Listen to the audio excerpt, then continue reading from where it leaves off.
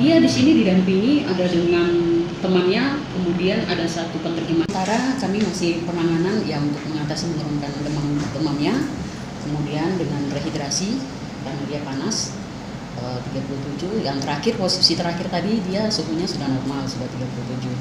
Kemudian batuknya sudah berkurang. Jadi sementara itu kami masih tetap observasi dan follow up, menunggu nanti koordinasi dengan Dinas Kesehatan Kota Sorong maupun Dinas Kesehatan Provinsi.